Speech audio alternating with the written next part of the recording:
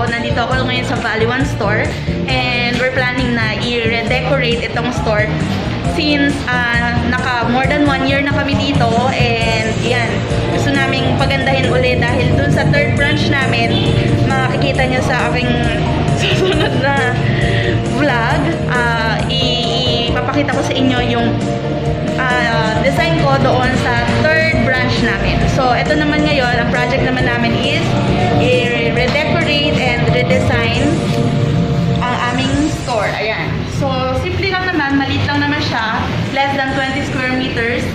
So, bala kong palitan yung aming signages, or I mean yung menu board, and then itong simpleng counter namin, and then itong table. Papalitan ko ng color yan. Then lalagyan ko ng design.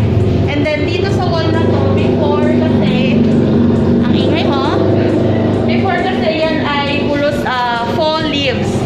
So, pang decorate sa wall. And then ito naman, since luma na naman, dahil naka 1 year na nga, puros mancha na, yan, nire-repaint namin. So, yan.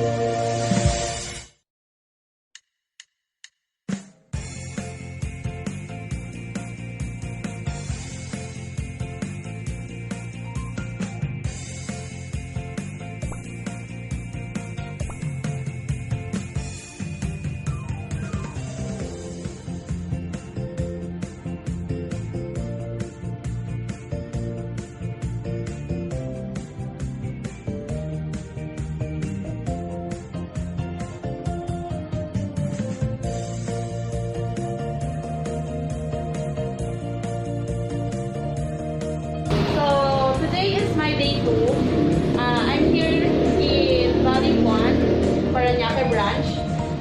Pipinturahan ko na itong wall na ito. Mapapansin nyo, I have a space here. Hindi ko siya kukulayan. Plain white lang ito. And then, may mga portion dyan na kagaya nito.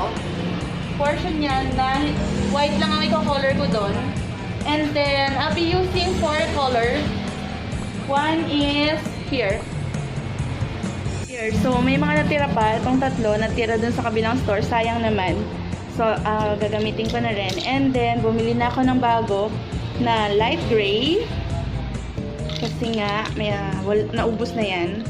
And, of course, I'll be using 4 brushes. So, this one is gagamitin ko para sa dark color. So, yan. Let's get started!